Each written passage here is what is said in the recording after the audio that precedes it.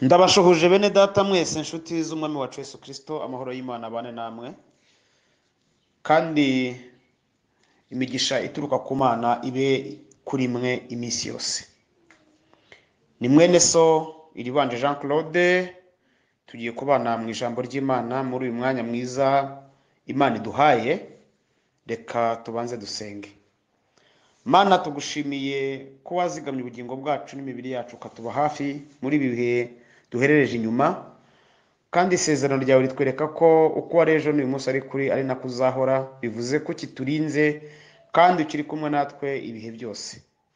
Nyemere rero umwanya nk'uyu nkwereke akagahe keza tugize ko kuba mu mwanya mwiza w'ijambo ryawe twumva icyo uvugana natwe.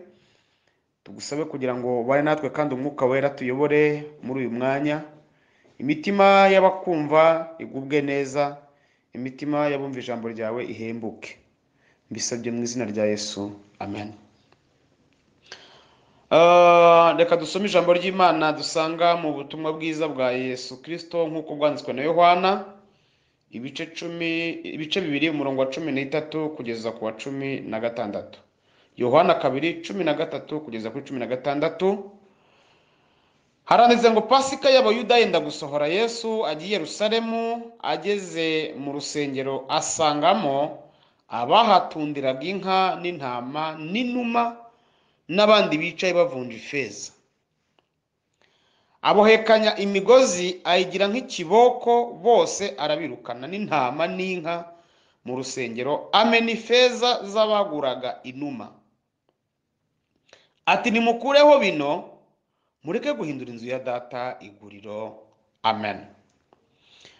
Aya magambo dusomye ni amagambo akomeye, tuyahaye insanganyamatsiko ivuga ngo Yesu akeneye ko wezwa, kandi ibizabangamira uwo mugambi we azabikuraho. Umugambi Yesu afite kuri jyewe, kuri wowe, ni ukwezwa, ugutunganywa rwose. Hanyuma ibintu byose bishobora gutambamira uwo mugambi cyangwa icyo cyifuzo afite bishobora gukurwaho atitaye ku mpamvu izo arizo zose. Imana duhana umugisha. Bibiliya itubwiye ko uyu ni umwe mu mirimo Yesu yakoze mbere y'uko ababazwa, mbere y'uko ajya gusohoza umugambi nyamukuru w'icyamuzanye mu isi, kuko yazanywe no gukiza no gushaka icyari cyarazimiye, yazanywe no gucungura. Yesu ni umucunguzi. Hanyuma rero mu mirimo yagiye yuzuza, uyu nawo uri muri imwe mu mirimo yari igenwe kandi yagombaga gukorwa n'umwami wacu Yesu Kristo. Imana yacu nidufashe kandi nitugire neza cyane. Kweza urusengero rw'i Yerusalemu rwari rwaramaze guhinduka 1/2 isoko, kubera impamvu turi buze kubona, kubera impamvu turi buze kubabwira. Hanyuma Yesu afata umugambi yuko agomba kurweza. Ntabwo bivugwaho rumwe n'abantu, ariko hari ibyo bemeza bitandukanye. Ngiye kuvuga ku mpamvu z'uru rusengero, kandi mbibutsa ko uru rusengero ruvugwa ni rwa rundi rw'i Yerusalemu. Hanyuma igihe cya Yesu bivugwa ko ahari abatambyi bari mu rusengero bashobora kuba bari bamaze kubaho mu bihe babona abantu batagikora imirimo nk'uko bisanzwe, batagitanga amaturo nk'uko bisanzwe, batakizana ibitambo nk'uko bisanzwe. Imirimo yo mu rusengero yaragiye idindira, kandi ibyo si igitangaza, bibaho. Hanyuma abashumba cyangwa se abatambyi babona ko bagiye kubaho mu buzima bugoye buruhije, hanyuma bafata umwanzuro, bigira inama ko 1/2 cy'urusengero bagomba kugitanga kikaba isoko, bakagikodesha na leta, hanyuma kigakorerwamo imirimo yinjiriza urusengero, hanyuma abatambyi bakabona ibyo bakeneye byose badasabirije, badakojeje isoni umurimo w'Imana. Nanone kandi bavuga ko bishoboka ko kubera ko abatambyi, muzi ko ibitambo byatambwaga byagombaga kuba ari ibitambo bitagira inenge, kandi aho byakorerwaga hari hamwe mu gihugu cyose, i Yerusalemu. Umuntu ashobora kuba aturutse nko mu majyepfo, reka twifashishe ingero z'ibyo tuzi, niba umuntu avuye nk'i Rusizi azanye igitambo mu mujyi i Kigali, kandi agomba kukihageza kidatsikiye, kidahinyagaye, kidapfutse urwoya na rumwe, akakizana mu buryo gitunganye, kari akazi katoroshye. Hanyuma rero bivuga ko baba barigiriye inama b'abatambyi nanone yo gufata cya gice kimwe bakagishyiramo intama, bakagicururizamo intama, ihene, inka, bagashyiramo abavunjayi bavunja, donc mu rwego rwo kugira ngo noneho umuntu ye kuza i Yerusalemu azanye igitambo, ahubwo azanye amafaranga, hanyuma avunjishe abavunjayi bari bahari, avunjishe, namara kuvunjisha abone amafaranga akenewe, igitambo kiguriraho atiriwe aza kizanye, hanyuma umutambyi nawe ahita cyakira agitanga. Bakavuga ko iyo mirimo yari yarahanzwe n'abo batambyi, hanyuma babijyaho inama na leta, baravuga ati uko biri kose nuko dushaka kubikora, barabyemeza. Abagore b'abatambyi babaga baraho barimo bacuruza, abavunjayi barinjiye, abandi bashoramari barazanye imari zabo mu rusengero. Buri muntu wese avuga ati uko biri kose ubu nabwo bwaba ari uburyo bumwe bwo gushakisha imibereho, abantu tukibeshaho, hanyuma igice kimwe kindi baragishigaje gisengerwamo, bati aha naho gukora umurimo w'Imana, aha naho hakorerwa ibi n'ibi, ibijyanye no gushakisha ubuzima.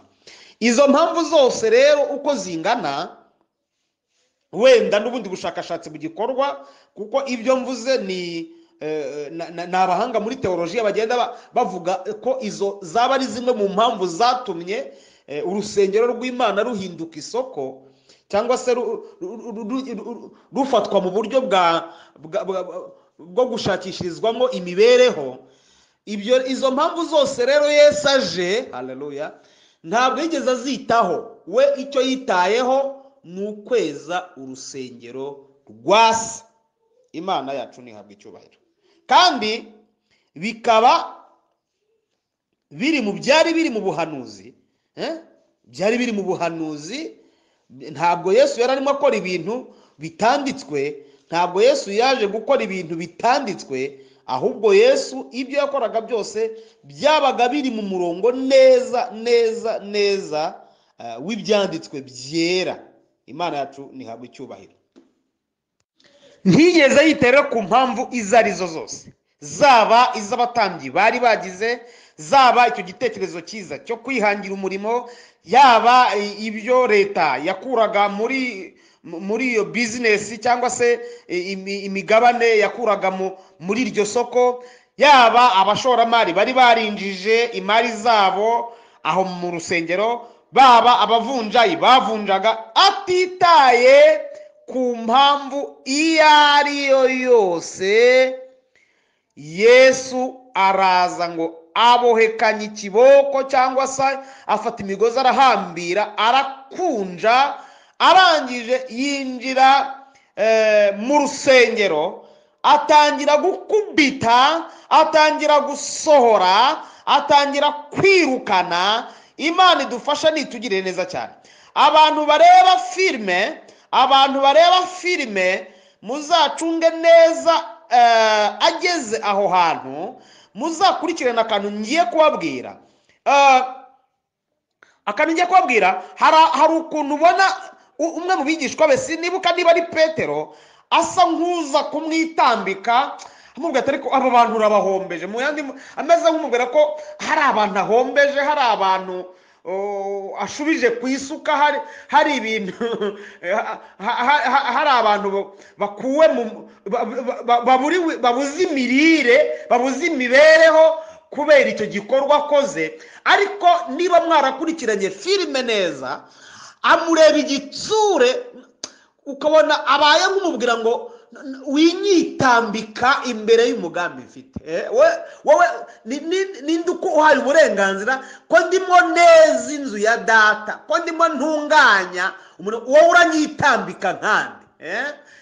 Muzarebe ako kantu mvuze, ubona uwo mwigisha amureba igitsure hafi nawe yo kuba yamukubita, ndetse ahubwo anamwigizanyeho n'igitugu akamusunika nk'uwamubwira ngo ntukwiye kunyitambika mu mugambi mfite.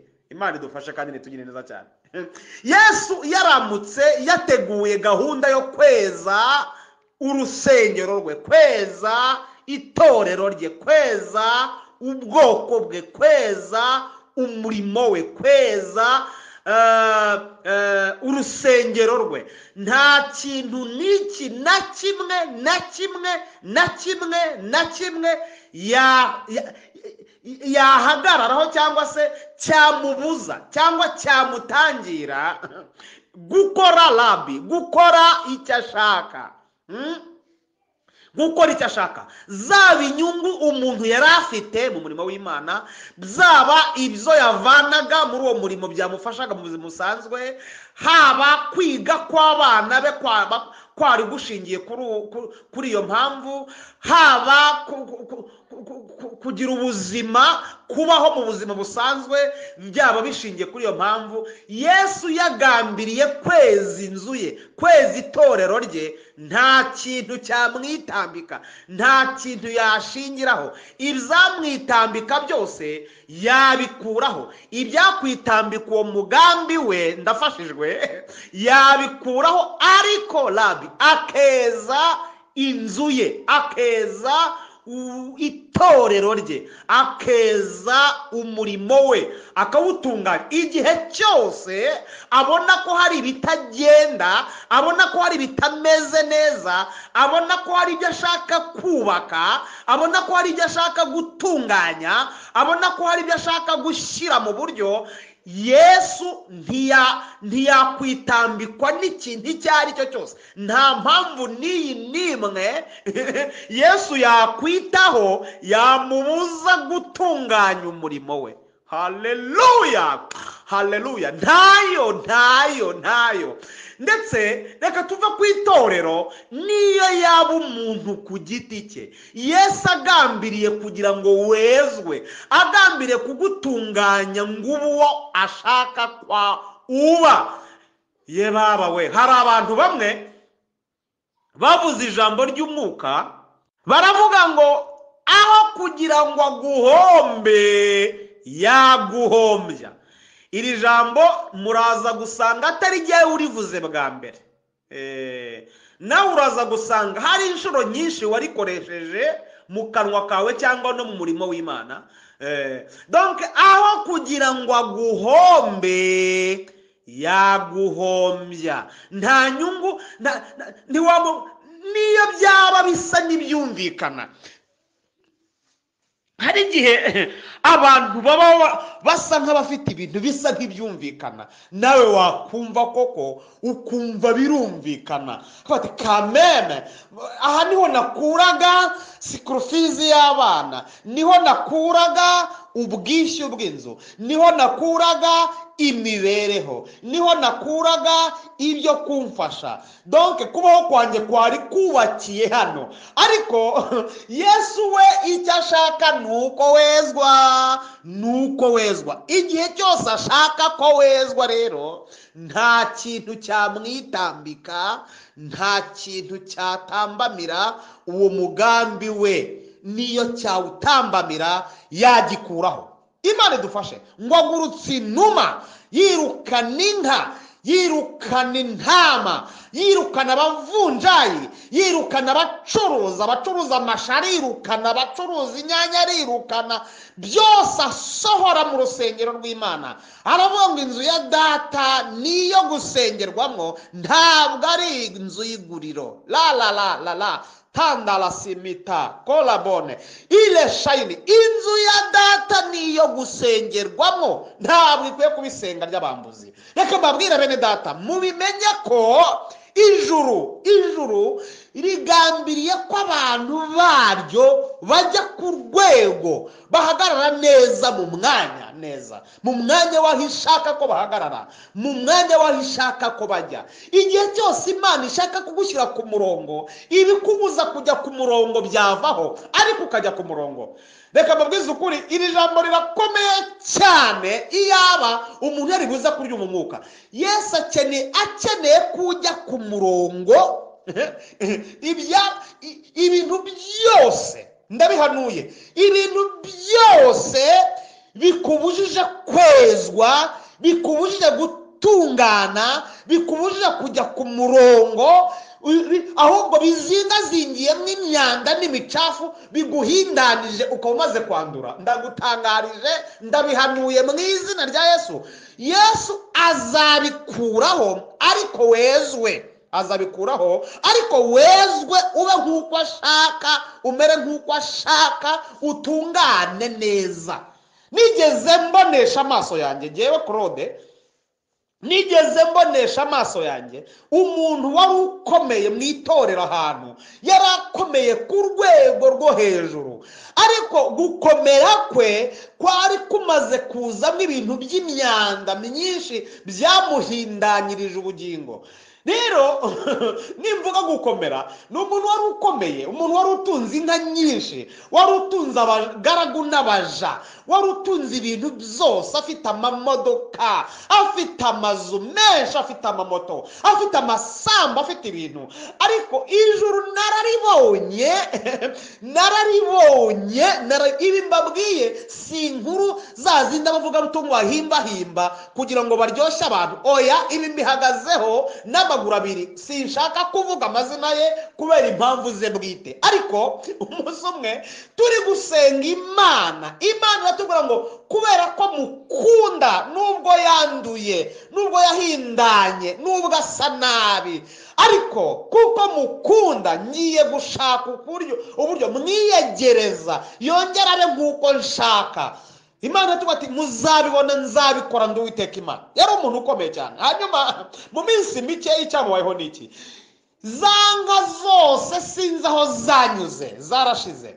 Ibintu byose yari afite birayoyoka, n'icyubahiro yari afite birajyana. Arongera asubira hasi chini ya ulinzi. Asubiye hasi, yongera gutangira azero gushaka Imana ya Isiraheli. Yongera gutangira azero gushaka Imana, gusenga Imana, asubira ku murongo neza. Reka mbabwire, ntabwo Imana hari abantu bumvira ibintu mu bwenge gusa, ntibumvire mu mwuka. Ntibivuze ngo Imana niyo nzira igira gusa. Byakabaye byiza kuzamuka kwawe, gutungana kwawe, kuzamuka kwawe, gutera imbere kwawe, gukomera kwawe, byose bizamukanye n'igipimo cyo gutunganira Imana. Ibyo ngibyo byari bikwiye ko uko uzamuka, uko utera imbere, iterambere ryawe n'ibindi byose bizamukana no kumvira Imana, no gukiranuka, no kubaha Imana. None dore kubaha Imana byasigaye hasi, iterambere rirazamuka, ubukungu buriyongera, wumva iyo uriho, kandi kubaha Imana wabitaye hasi, kandi Imana iragushaka. Rero ndakubwiye mu izina ryayo, ndabikubwiye ngo ibintu byose bibangamiye kwezwa kwawe bizakurwaho. ikindi nifuza kuvuga ngana ku musozo, hari abantu bumva kwezwa, bumva ijambo ryitwa kwezwa, ugasanga barahahamutse bati ubwo Imana ivuze kwezwa ubwo hari ibintu bikomeye biriho, intambara igiye kuba cyangwa se abantu bagiye gupfa, ubwo se kujya Imana. Ndetse no muhanuzi yavuze ngo nimwezwe, twese tutakumva ibyago. Ariko umva, Bibiliya iravuga ngo Imana yaduhamagariye kwezwa, ntiyaduhamagariye kwanduzwa. Ugomba kwezwa buri munsi. Uyu munsi wa none twezwa n'amazi n'amaraso yo mu rubavu rwa Yesu, twezwa n'ijambo ry'Imana. Amaraso Yesu amazi yavuye mu rubavu rwa Yesu aratwoza, ari ryo jambo ry'Imana, amaraso ye akatweza. Haleluya. Uyu munsi rero dore turimo turinjira muri Pasika, ndagira ngo wumve ko Imana ikeneye kutunganira Imana, kandi nongere mvuge ngo ibikubuje gutunganira Imana byose, aho kugira ngo Imana ikubure bizakurwaho, ariko utungane. Imana ibaho umugisha, Imana ibagire neza, mugire ibihe byiza aho muri hose. Shalom shalom. Ndagira ngo tugane ku musozo nibaza, ese igipimo cyo kubaha Imana ku buzima bwawe ubona kiri hejuru cyangwa kiri hasi? Igipimo cyo kumvira Imana no gukiranukira Imana ku buzima bwawe ubona kiri hehe? Erega ko umuntu afite amafaranga menshi, afite ubutunzi bwinshi, afite akazi keza, zakagombye kuba bijyanye no kuba wumvira Imana unayikiranukira rwose, bikaba bijyanye. Ariko niba warabitaye ukabisiga inyuma, rwose ibizakubaho ntuzagira ikintu mbaza.